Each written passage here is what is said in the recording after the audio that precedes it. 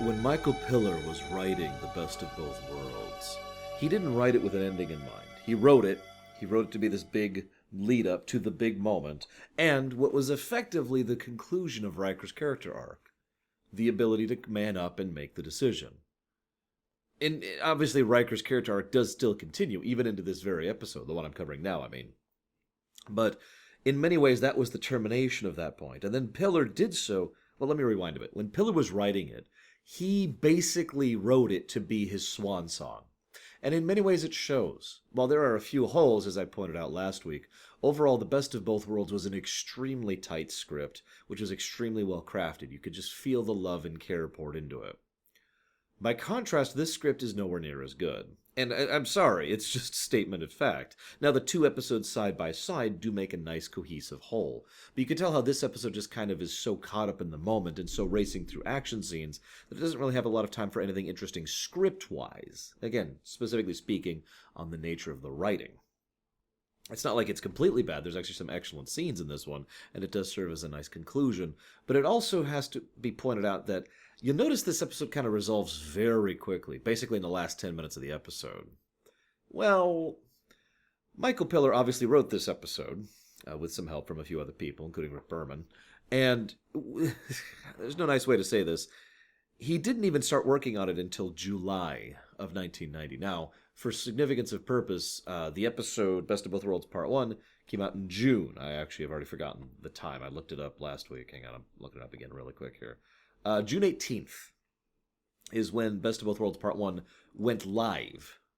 Now, if you don't understand the significance of that, that means that almost a month after an episode went live, he hadn't even started working on the script for the follow-up episode. Now, obviously, they'd already been working on several Season 4 episodes at that point in time. As I've pointed out, that's the nature of television. They've been working on Season 4 stuff for most of the break and trying to get everything all ready. There's a few new sets, new props. If you're paying attention, especially this is especially apparent on the Blu-ray, because the Blu-ray just seamlessly goes from Episode 1 to Episode 2, as if it is one episode, which does actually work pretty well, I will admit, even though I do like that cliffhanger ending thing. But I bring that up because you could tell from scene to scene the changes in the lighting, the cameras they use, the quality. There was some redressing of the sets, and they used a lot of new props, which obviously look neater and nicer and cleaner. Overall, Season 4 looks very tidy, neat, and clean. And I know that's a weird way to point it out, but I mention that because Season 4 is basically TNG. I'm going to talk briefly about Season 4 here before I really get into the episode proper. But before I do that, I'm sorry, let me finish talking about Piller and the writing of this episode. So they had already begun work on Season 4. A lot of the prep work, a lot of the set design, a lot of the casting choices, a lot of the script work, all that stuff. Still hadn't actually started working on a script for the follow-up to their big cliffhanger.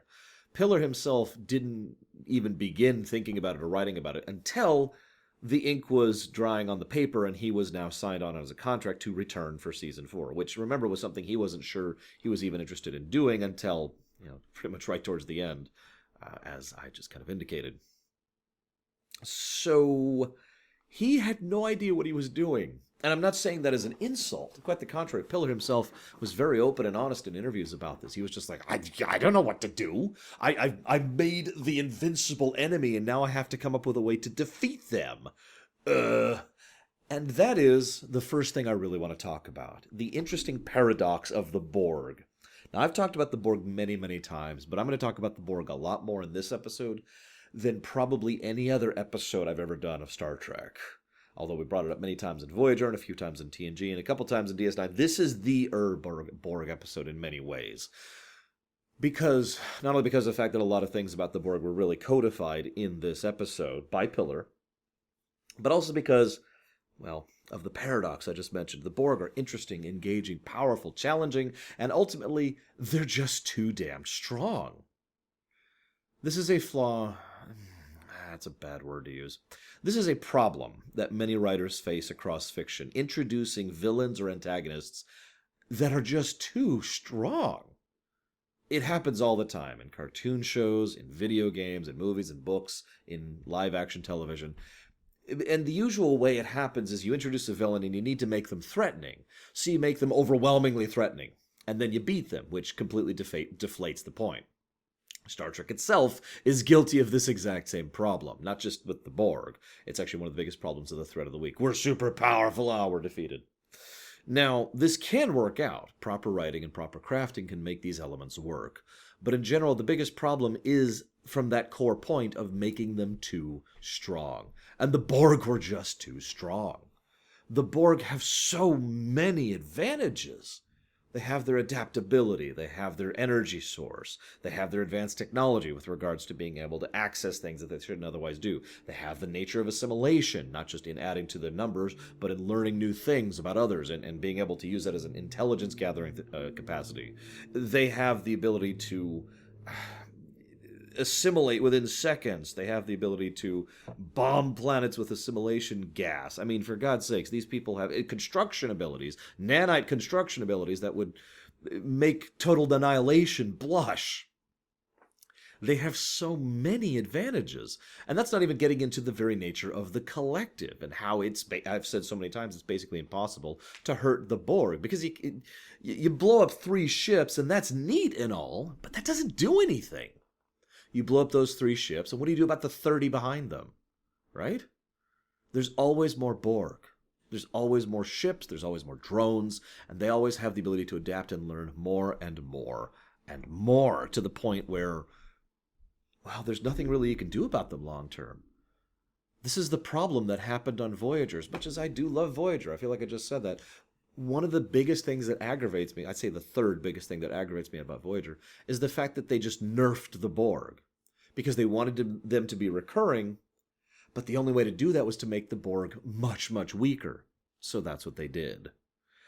I say that's the only way to do it. That's actually totally a lie. There's several other ways they could do that. But you get my point. That's the way they chose, was to just nerf the Borg.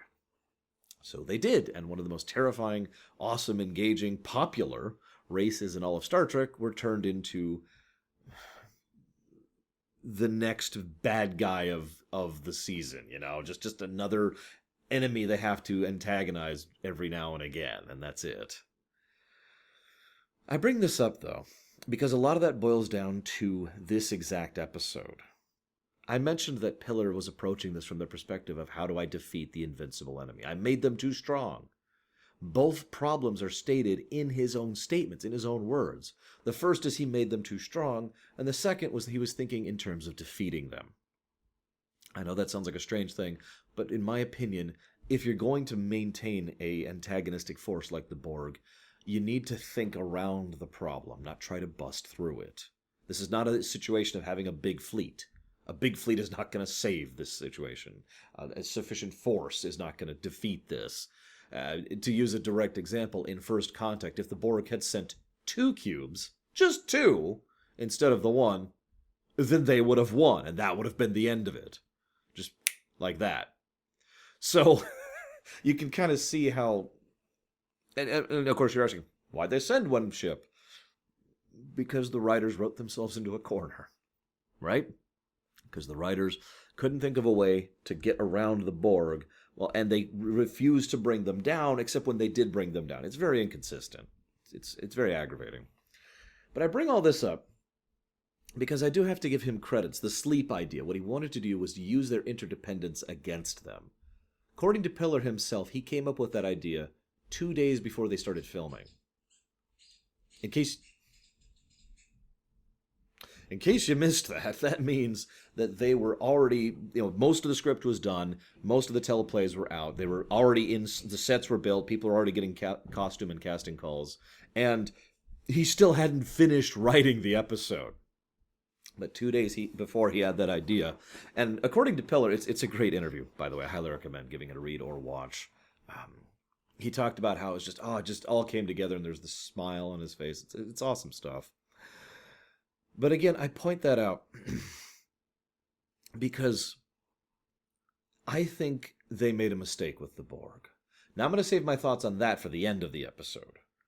But I just wanted to get that out there up front and give kind of my reasons for it. I usually like to talk about the behind-the-scenes stuff first before I start talking about the episode proper. There's actually a huge amount of behind-the-scenes stuff in this episode. The exact nature of how they designed the ship and the Borg prosthetics and the makeup for Patrick Stewart. and the props they used, extensive usage of props, many of which would be used many times over, the set design. They were actually sharing some of these sets. I say sharing, that's an inaccurate term. Some of these sets for this episode were then repurposed to be used on Star Trek VI, which, if you remember, was in production at this point in time. They'd reached the point of, by the time this episode was actually being made, of actually working on Star Trek VI. So, all sorts of cool stuff like that. I highly recommend you look into it. There's a lot of behind-the-scenes material in this episode. Most of it's just the nitty-gritty construction of television stuff, which, geeks like me find fascinating, but I don't want to bore you with too much. One tiny thing, though. This episode was nominated for 4 Emmys and won 2, making it one of, at least purely in regards to Emmy Awards, making it one of the highest-rated, again, in terms of Emmys, episodes of Star Trek ever across all of Star Trek. And as I mentioned earlier, The Best of Both Worlds combined is probably the most popular episode of Star Trek ever, again. And that brings me to a question I didn't ask last week, because I wanted to wait until I saw part 2 before I posited this. Obviously, and I think I can say this without hesitation, Best of Both Worlds is one of my favorite Star Trek episodes. I don't need to justify that. Rewatching these episodes really made that opinion shine forward for me. But I wanted to ask how many of you, for you, it sits at the top. Maybe just the top of TNG. No shame or judgment if you choose that. It's a totally valid decision. It's a great episode. But I mention that because in my personal experience, I've noticed that while this is easily the most popular episode of TNG and arguably of all Star Trek period, a lot of specific Trek fans have it in the top, like in the top 5 or the top 8 or top 10 or whatever, but usually don't have it at the top. There's usually one other episode. I've heard several people say Darmok is above it. I've heard several people say Tapestry is above it. I've heard several people say All Good Things is above it. I've heard several people say Measure of a Man is above it, and so forth and so on. I'm just curious of your thoughts on it, as always. There's a good thing they do right at the beginning of the episode. Again, maintaining that consistent theme of cost and consequence. According to several people who worked on this, the actors and the writers and the director, Cliff Ball, all of them went back and basically rewatched the first episode to kind of get them right back into the mindset, that dread and that horror. Now, this episode has no dread. That tone is almost completely absent. Instead, the tone of this episode is very much action. And I know that's a generic way to put it, but it is. It's just action. Go, go, go, go, go, go, go, go, go, go, go. Okay. Okay, we made it. And then there's another tone right at the end, which I'll cover when we get there. As ever, huge props to Ron Jones, though. But as they fire the shot, there's this really high-pitched whine that's slowly increasing in pitch the longer they shoot it. And they mention how this is just causing the Enterprise tons and tons of damage as they're firing it. Once again, getting across that point that this was not an easy solution, even assuming it had worked. And of course, it does absolutely nothing. Now, in hindsight, this is what we in the business would call a duh. But that's because we know how the Borg work. You would never do this kind of strategy in the modern era of Star Trek because we know how the Borg work. We know that they have assimilated one of our chief officers, and therefore they know our plans, including the ways to bypass our strategies we had been actively building with that person. But this was new. Remember, Picard is the very first on-screen assimilation ever. And it would be retconned later that the Borg have always been into assimilation and the whole nanite injection thing and all that. That's all later. So this was a new concept. And it establishes a very important theme, using the strengths of your enemy as weaknesses. It's probably one of the most important themes of this episode.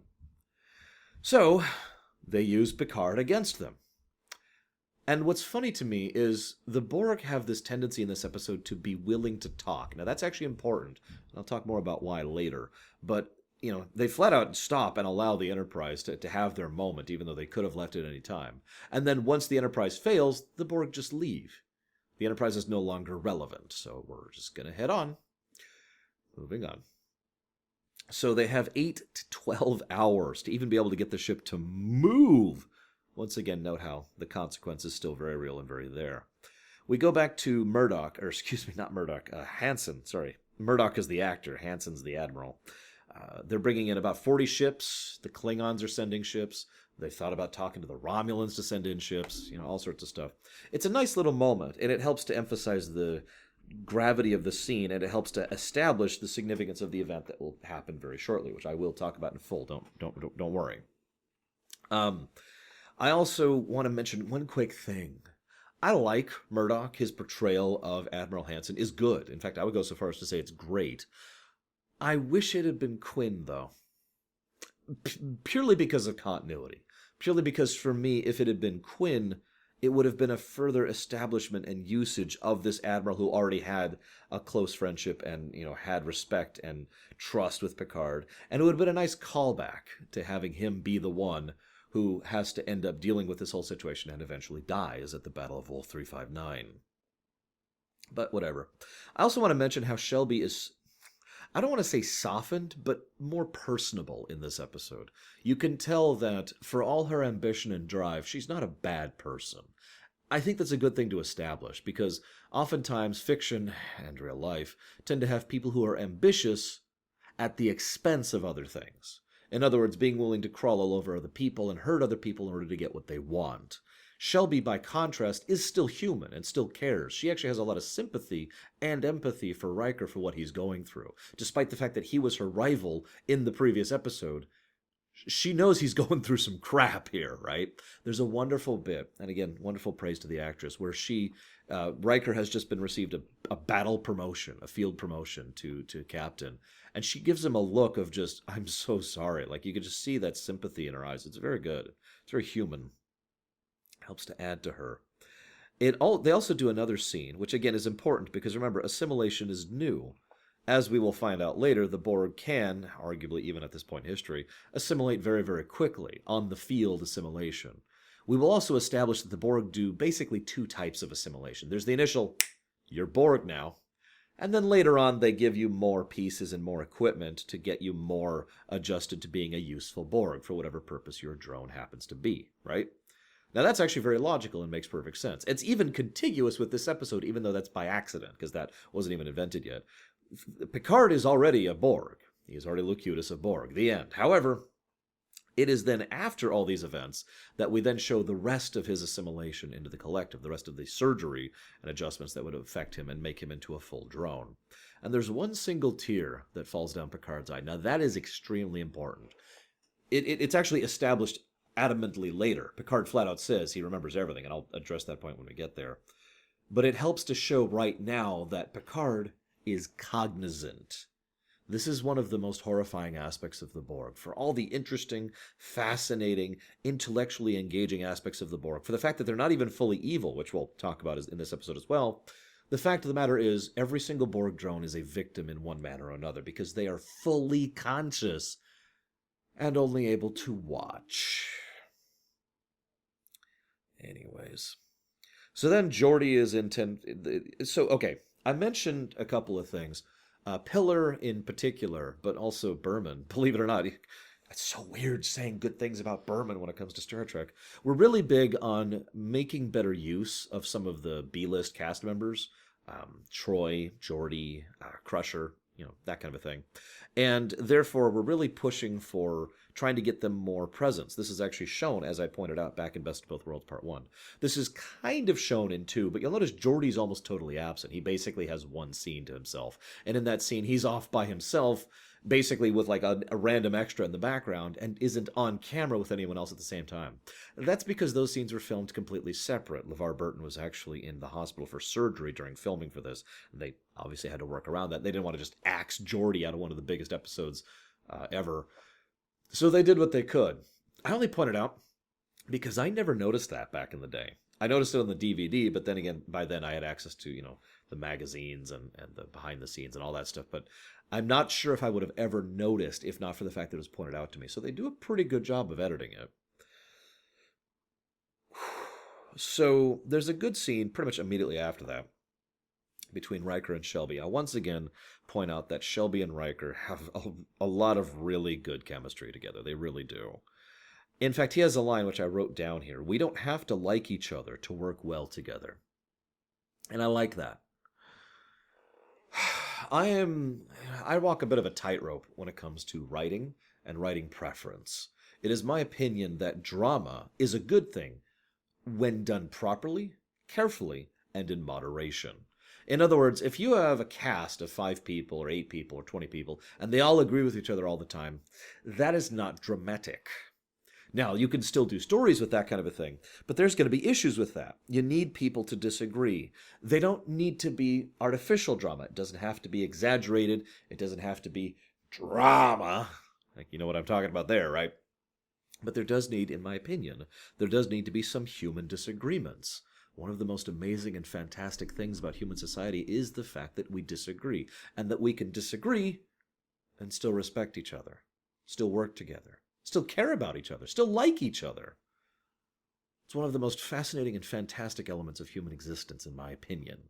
And I know people disagree with me on that. And I love the idea of Shelby and Captain Riker. And it makes me all the more sad that we never got it. I'll talk more about that later. Again, I want to kind of address the season 4 stuff after the episode, so we'll get to that. So once again, we see a little bit of the Jaws effect. Now, I mentioned they got a little bit of a extension on their budget as a consequence of the cliffhanger and the fact that they were willing to be given leeway. That's a good thing, because they blew a lot of their budget on this episode. So much of it, in fact, that it would cause issues for some aspects of the rest of the season, until the numbers started coming in and they started seeing how well season 3 and 4 were doing. As I've mentioned before, season 4 and 5 are basically the hallmarks as far as number-wise for the show and for Star Trek ever. And so as a consequence, they were willing to stretch the budget significantly more than they would. However, stretching it to the point of being able to show the Battle of Wolf 359 was not possible. There's a reason they were so adamant about showing pieces of the Battle of Wolf 359 over an emissary, because they had never been able to do that because of budget reasons. But by the time DS9 was being made, budget had stopped being an issue for the most part. So yeah, do it, show it. And we finally get to see some of the nightmares of that episode. Or of that event, excuse me.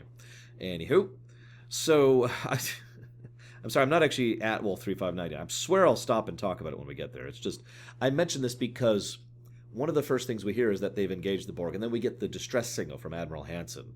And he's talking about how they're going to regroup, and the signal just cuts off. And it's like, okay, I guess we'll have to see how things are going once we get there. And remember, the Enterprise is 8 to 12 hours behind everyone else, ignoring travel time. So they are way the hell behind. Shelby gets promoted. I'm not sure what I think about that. Again, I do like her dynamic with Riker. I just think it's a shame, because Worf looks good in red. I know he does. I've watched Deep Space Nine.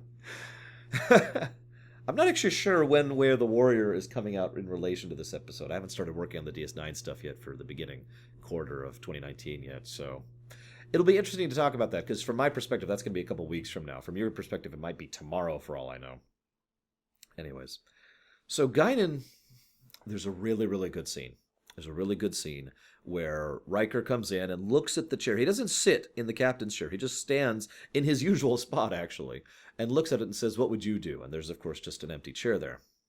Then Guinan comes in and basically forces herself onto Riker, which is good. He needs this. She sits down in the chair, of course, amusingly, visually ironic. And I have so many good things to say about that scene. I don't even know if I could properly say it. She kicks Riker in the ass, which he kind of needed, actually. It's something that he required, not just because of the whole, I'm trying to live up to Picard's legacy, but more to the point, because Riker doesn't really think they're going to win this. As Guinan points out, she says it in a different way, but if you are in a defeatist mindset, you are more likely to be defeated. And that is Riker right now. And that is most of them. And that's valid. They're fighting the Borg. As is actually established later on, Q himself states this outright. If not for Riker and this little pep talk from Guinan and a few specific circumstances, this would have gone extremely badly. I'll mention that later too. So she needed him to realize reality, that this is an awful situation, but that Riker does not need to make it worse. And then she has a line which has stuck with me my whole life. What we have is beyond friendship and beyond family, and I will let him go. Something about that line has always struck me as very important and very impactful, and has probably in many ways defined the whole concept I have of chosen family. Those truly close to me. It's an extremely small group, but those people, I would consider them beyond friendship and beyond family. I haven't had to let them go yet, so that's cool. I hope to die before all of them. Or never, one of the two. We'll figure it out. We'll figure it out. I'm still working on the nanotech. It's taken forever. Oh yeah, quick aside. I love how they have to explain what nanites are in this episode. I just find that funny, since later on nanites or nanomachines would become so prolific it would just be a buzzword. But anyways, so there's also a small hint in that scene between Guinan and Riker about the fact that Guinan has experience with assimilation. Now, obviously, that was not intended. Remember, at the time, this was the first assimilation, Picard. But at the same time, historically speaking, from an in-character perspective, it's extremely likely that Guinan and some of the other Elorians knew people who were assimilated and had to deal with the reality of that. That makes sense. And thus, we can presume that a lot of what Guinan is saying is from personal experience. She even flat out says they didn't kill him. No, they did much worse than that. They took him from him, piece by piece.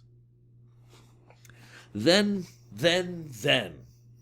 Wolf 359, at long last, the apex moment of all of Star Trek history, arguably. Although, that might be overstating it a little bit. But it's definitely one of the big moments in all of Star Trek history. Like, if you were to bullet point Star Trek history, the Battle of Wolf 359 would be in there.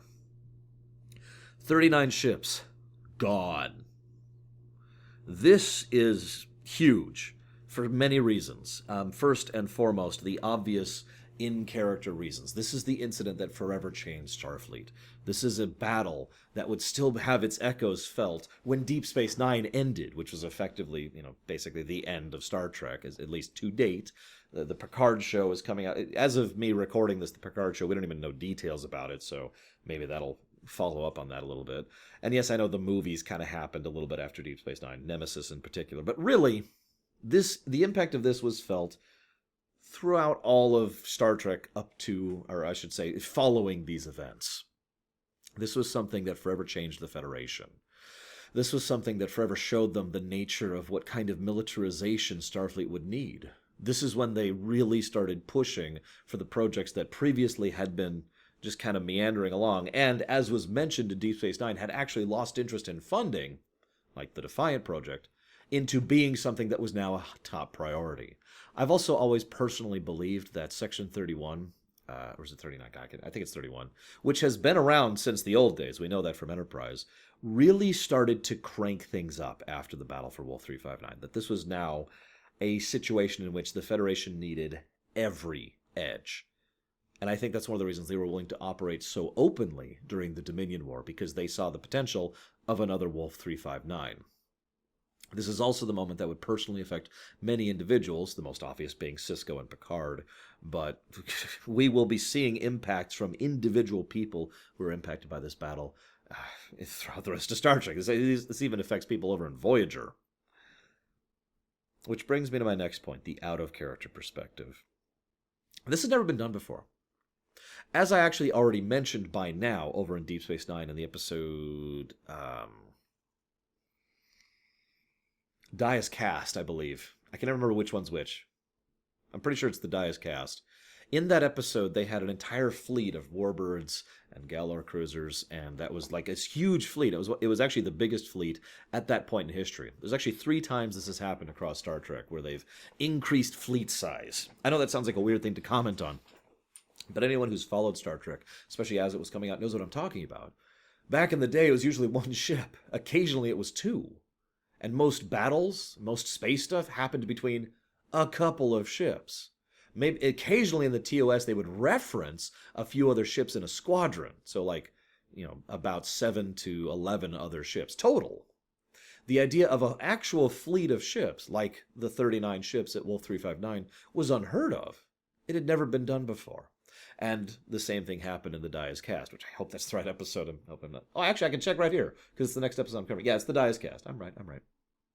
Anyways, so it was kind of a big deal, because we'd never seen this level of devastation before. To the audience, to the viewer, this was the biggest hit the Federation had ever taken.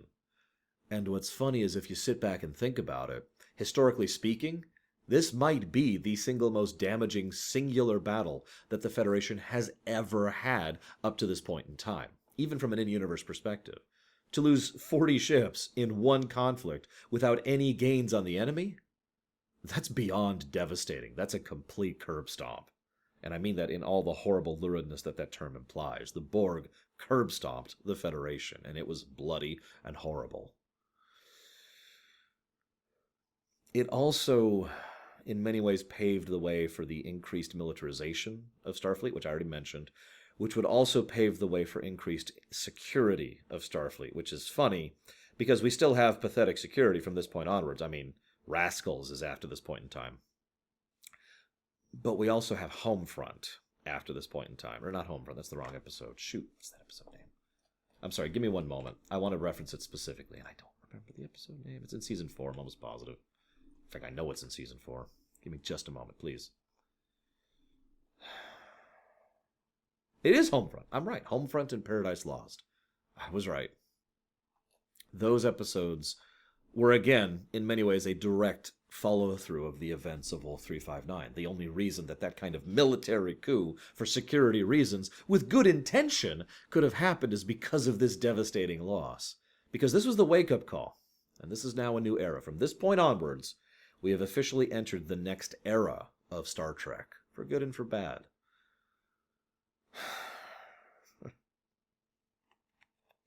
So, the Borg being willing to talk is almost funny. The fact that they're willing to stop and chat really amuses me. Like, yeah, sure. Oh, yeah, you do want... I did trust you. Okay, well, if you're willing to discuss terms for negotiation. Terms are irrelevant, but you can be assimilated.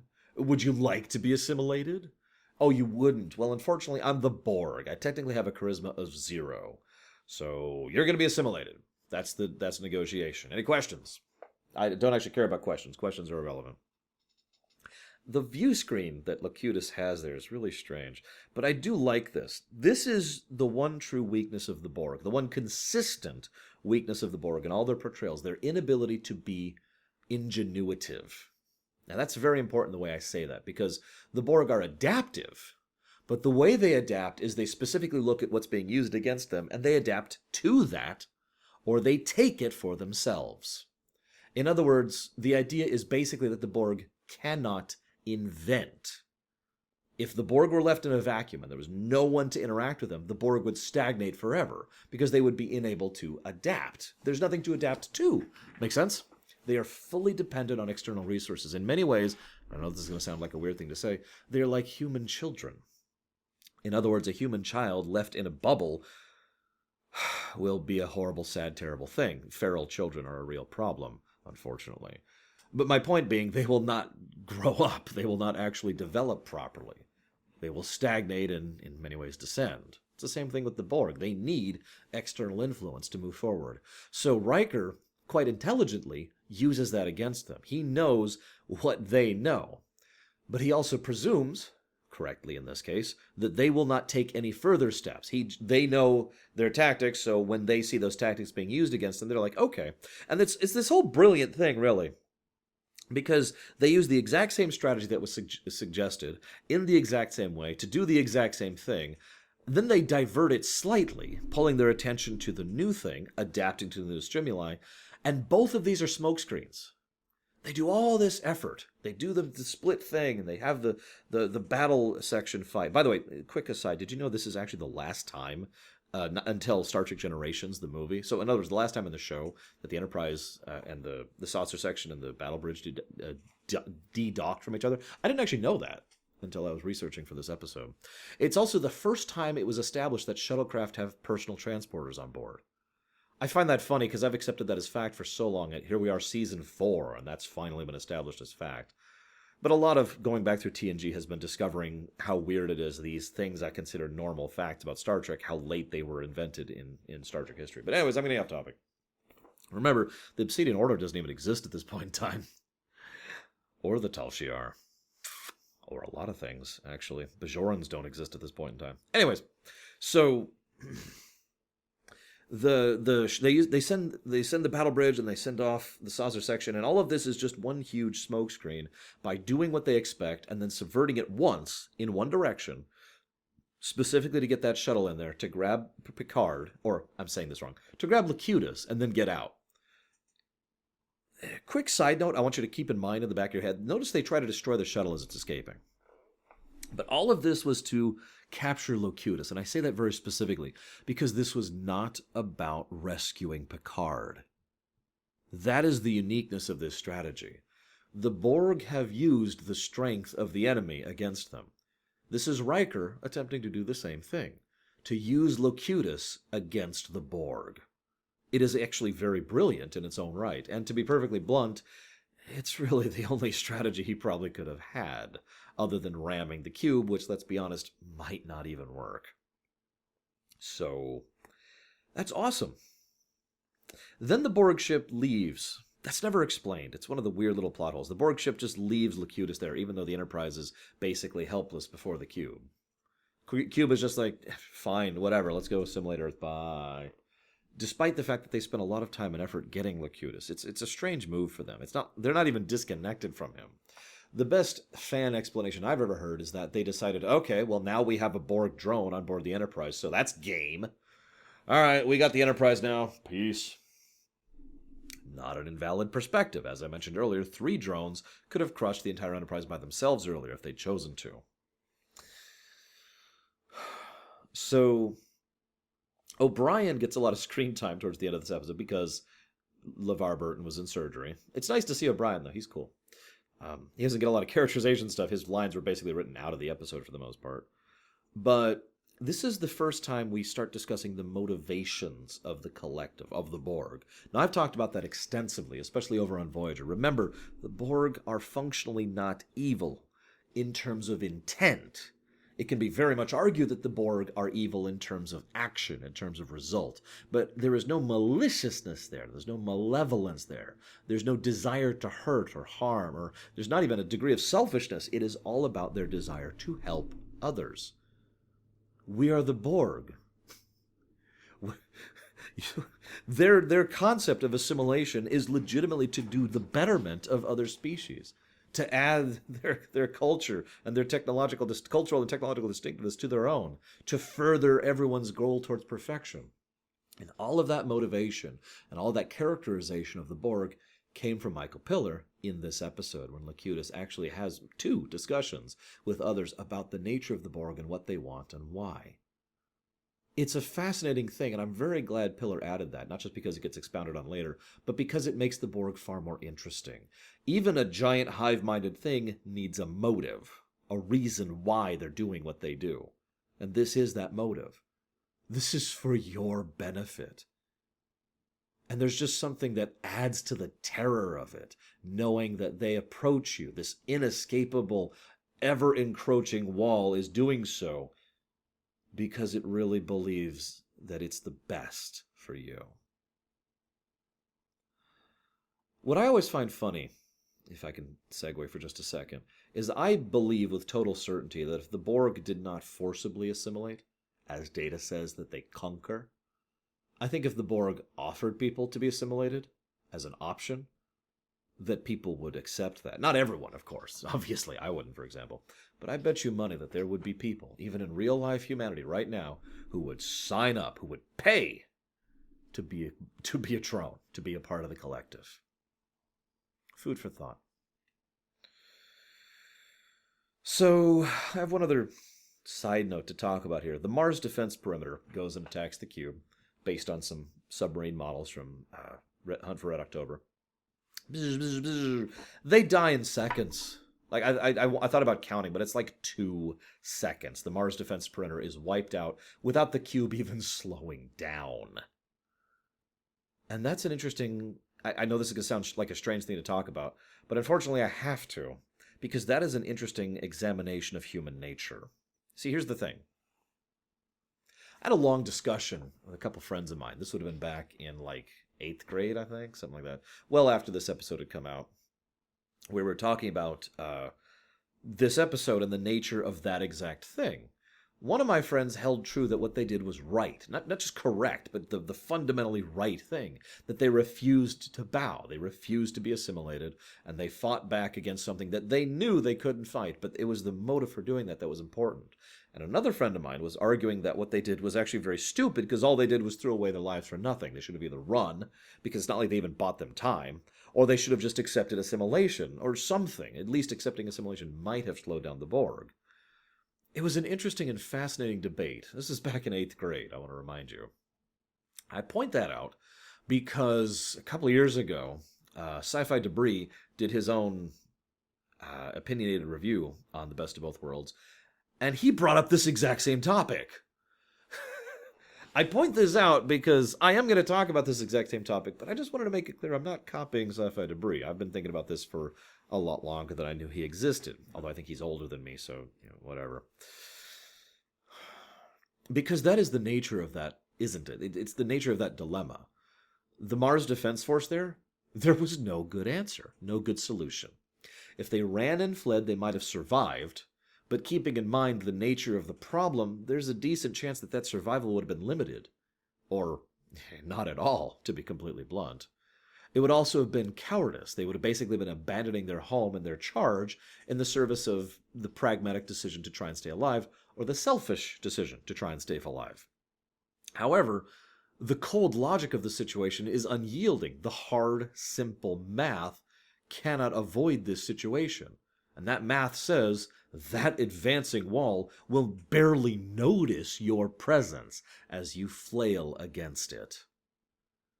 Now, obviously, the human history has shown many, many times that an advancing wall of doom is not always as invincible as it looks, right? I mean, you could come up with examples. I don't even have to get into that.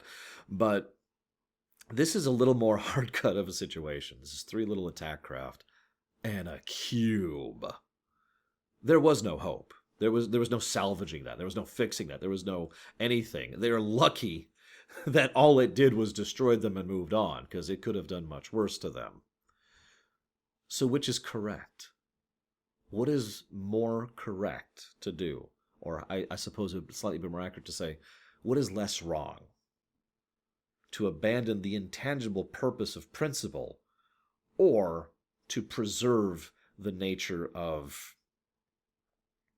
I'm sorry, I'm saying this wrong. To abandon the intangible principle of purpose, or to abandon the tangible principle of survival. There we go. To flee, or to die. What's better? And the best part is, in my opinion, there is no good answer to that question. It is actually a very fascinating human question, and an element that a lot of fiction does very well. It's actually funny in its own right, because this episode barely even acknowledges the reality of that resistance, other than the fact that the entire episode is about that. Everything that they're doing is flailing against something that they have no chance against. It is only long shot upon long shots that enables them to do this. But again, I want to attend to that point later. I just wanted to know your guys' thoughts on this. So Data technically becomes part of the collective temporarily when he accesses the net. That is also the one thing that causes the cube to stop and turn around. But I also mention that because I wonder if that's partially why the Queen was so interested in Data later on. Also probably informed some of their... Well, let's just say that I have a feeling some of Data's developments over the next few years might have been partially as a consequence of that action. Just little headcanon-y thing. Then there's something that's very interesting. Picard somehow reaches out to Data mentally, manages to break through the Borg collective enough to be able to interact with him. What has never been described in canon is how. Now, I know how fiction works. Fiction is usually with willpower. With enough will, I will break this mind control. I know you're inside there somewhere. I actually kind of hate that trope. I mean, willpower is a real thing, and I do believe it should be used properly, but it's a little overused in fiction, especially in movies. Way overused in movies. I've heard a pet theory about this I wanted to share with you guys. The pet theory is that Q, John Delancey Q, did just the tiniest of pushes in this one. Because you can't tell me he wasn't watching this Borg situation. I like to think that he realized that despite everything, he saw where it was going, and it was going south. So he did this one tiny little push so that Picard would be able to peek out from the Borg collective and interact with Data. And that led to everything that led to the destruction of the cube and the salvation of the entire quadrant. It's an interesting theory. I don't know how true it is, of course, because it's just a theory. A lore. I don't want to get sued. I wonder if a collision really would work. He orders a collision and is about to engage warp and all that. And I could just think of so many ways the Borg could prevent that from happening. I'm not really sure how successful such an action would really be. So, action, action, action, and then they win. They manage to turn the interconnectedness of the Borg against themselves and force them into what is basically a feedback loop. As I've pointed out before, one of the Borg's greatest advantages is actually their power generation. The sheer amount of power a Borg cube can generate is immense, greater than most entire planets, fully inhabited planets, can produce. And that's part of how they can do so much of what they do. Not only their ability to move this massive ship, but to move it extremely quickly and very agilely, as well as their ability to adapt. The whole adaptation thing is basically putting up a shield of the right exact frequency and type and enough energy in order to prevent the damage from doing anything. That's their whole shtick, right? All that power feeding back into itself is kind of the natural result of that. It's also telling that this is never attempted again in the history of Star Trek, despite the nerfing of the Borg I mentioned earlier. But I point this out. First of all, the Borg ship explodes. Gotta wonder what they're going to do with the debris of that Borg cube. That's just something they never really cover, unfortunately. But then the music changes. Now, the music has been phenomenal for both of these episodes because Ron Jones is amazing. But then it takes a tone it hasn't yet. And it retains this tone for the entire rest of the episode, all of the coda. It gets on this sort of quiet, sobbing melancholy. Like you can almost feel slow drops of tears gently being squeaked out of someone who has just barely endured. Tears of relief, tears of pain, and tears of joy, right? It's very evocative, the music. And God, I just wanted to give special praise to that. So then we cut to Riker's future and Consequence and a couple other things I want to talk about because we're basically done with the episode at this point. So Riker, well, he goes back to being a commander, which is ludicrous, especially given they just lost 40 ships and they're building a whole bunch more. Remember, this is when they really started overgearing in construction of new Starfleet vessels. They actually mention that in this episode, that they will be trying to rebuild the fleet as hard and fast as possible. This is part of why they're able to deal with the Dominion War as well as they are later on. But I've already talked about that. Moving on. The Riker somehow manages to stay commander. That's the first thing I want to talk about. I think that was a mistake. Now, I like Jonathan Frakes a lot, actually. But what I would have done, again, I know, TNG is good. In fact, I would go so far as to say TNG is great. But what I would have done is I would have had Riker temporarily leave the show. I would have had Captain Riker go on to command his own ship. I would have kept Jonathan Frakes on board because he's an excellent director, he works well with the cast, and I think he'd be a good addition to the crew. I'd also have him be a semi-recurring presence. I kind of mentioned my idea of this back in Season 3, but rather than the episodes constantly switching over to Riker's perspective, which I still think would be a good thing, it would be nice for him to be basically on the same, let's call it, patrol route that the Enterprise is. So whatever ship he's in, he tends to be on comm semi-frequently with the Enterprise. Just a way to keep Frakes still involved. And then have him kind of drift a little bit further away as each episode goes by until we get to the episode whose name I can't remember, when Thomas Riker enters the picture. And then I would have had Thomas Riker stay with the ship, stay with the Enterprise. What do you think, guys? Consequently, I also would have loved it if we could have had Shelby come back as a guest star every now and again, especially on the other ship, whatever other ship Captain Riker ends up on. Just food for thought. The consequence of the actions of this episode was something everyone, except for Rick Berman, I can finally start bashing Rick Berman, everyone was really big on. They wanted to really emphasize and showcase that this was not just, all right, we did it, move on to the next episode. And so Piller fought very, very hard for the final coda scene of when, because the scene right before it is just them, business as usual, and we'll go to this, and blah, blah, blah, reset button, this is all great. And then Picard stands up with his tea, and he's just got this smile on his face. And the smile just goes away. I love Patrick Stewart's acting, because here you can see this is someone who was faking it. That smile was fake. He puts down the tea, he goes and he looks out the window, and we see Earth reflected in it. I actually was talking to Lormom just before I started working on this episode about when we first saw this episode, and she remembered this as well as I did. Because I distinctly remember when we first saw this, she just kind of did this and did like inhaled a gasp, and because she was just, oh my God, it was that close. They came that close to it being over. And that scene does a very powerful and impacting job of getting across that point. That this wasn't just another threat of the week, that they nearly lost everything. This is something that will be recurred in the future in episodes as well as in some of the novels. Even STO kind of covered this a little bit. Probably my favorite example is the Enterprise, which is in the Borg-infested universe in...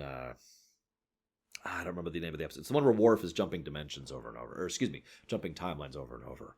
You know, the idea that it was just centimeters from total failure. And the fact that the episode ends over Earth, well, like it or not, that helps bring it closer to home, pun intended. The idea that we nearly lost Earth to the Borg added another chilling layer to that. And again, the music is so perfect.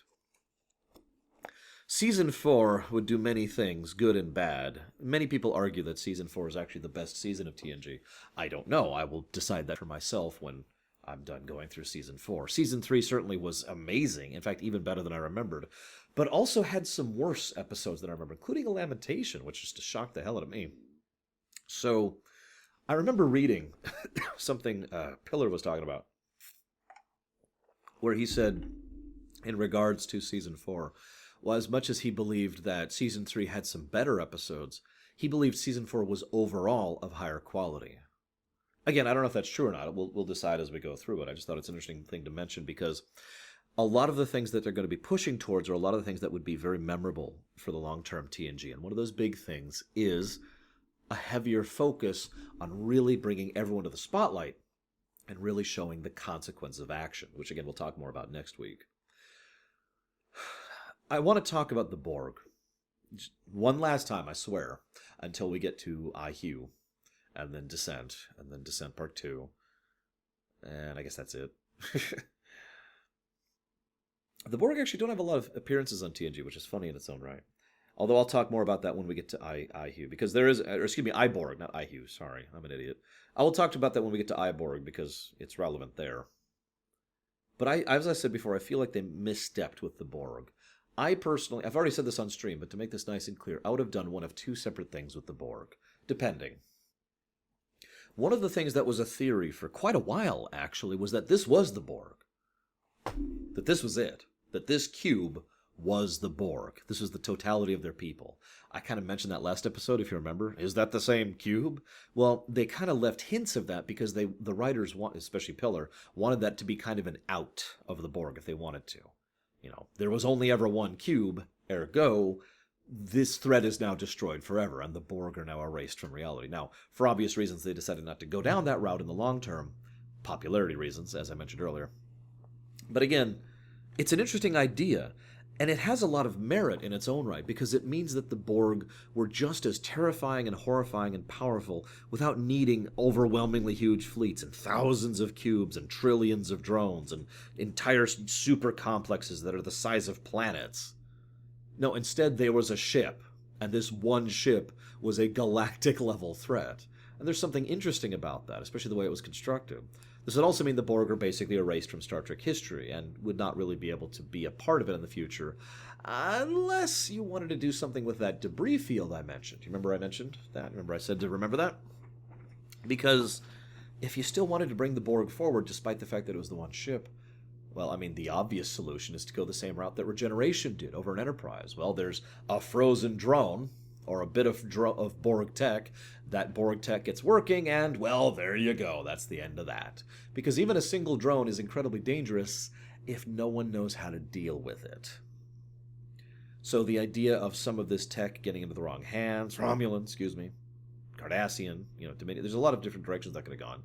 or, Section 31 doing something with this, or maybe it just starts activating on its own, or maybe they're just trying to study it in the wrong direction and they start using it for themselves, and it's not actually the Borg that are the threat, it's the humans who actually want to be Borg, kind of a cooperative threat. There's a lot of directions you could have gone with that, and still kept the Borg just as terrifying and powerful as they were, just confined to that one cube. The other thing would have been a lot more difficult to pull off, but I think would have been a lot more satisfying for me personally. What if the Borg never stopped being a threat? Now, you could say they never did, not counting Voyager, but what I mean by that is, what if this one cube was here, and as they take it out, we see kind of a repeat of Conspiracy. A signal is set out. And what if for the next several seasons of episodes, the Borg are a constant backdrop to basically everything? That while they're going through their other episodes and their other issues, there's a recurrent underthread of this evolving threat and plot of the Borg encroaching upon the area, the rest of the cubes showing up, the rest of the ships approaching, and how most of what the outlying elements of the Federation and the Klingons and the Romulans can do is basically just down to survival. Now, obviously, this would only work if you would have some way to defeat the Borg, but interestingly enough, Voyager gave us a way to defeat the Borg. So hear me out. The thing is, this would have made the Dominion War very interesting, because the Dominion have no more interest in the Borg than the Borg have in the Dominion. But the two would have definitely been antagonizing each other. Now, I think the Dominion War was written very well, but I do think it could have been written better. There's simply too many times, as was pointed out by one of my viewers actually at one point. I doubt he's watching right now, Sildeer. But was pointed out that there's too many times where the strategy and tactics they use are just dumb. And the Dominion could have, and arguably should have, won the Dominion War. They just didn't, because they were so overconfident, because they were so overwhelmingly like, oh, I mean, we just walk over everyone we need to, so why even bother? Even though they could have crushed the Alpha Quadrant pretty early on, let's be honest with ourselves. I mean, think about how long it took them to finally mine the frickin' wormhole, right? Anyways. Imagine if one of the background reasons why the Dominion don't just sweep over the rest of them is because they're busy trying to deal with the Borg and functionally failing at it. And thus a part of their desire to take this area actually becomes far more personal. Not for the conquest. It stops being about the conquest of the Alpha Quadrant and starts being far more about the conquest of the Alpha Quadrant that gets them their founder back, Odo.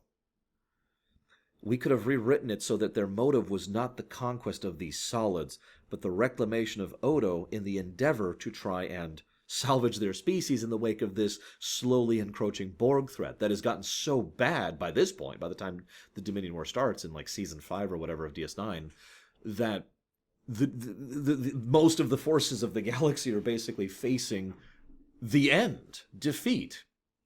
And while this is going on, Voyager runs into the episode Unity, and the cooperative is introduced into the fray.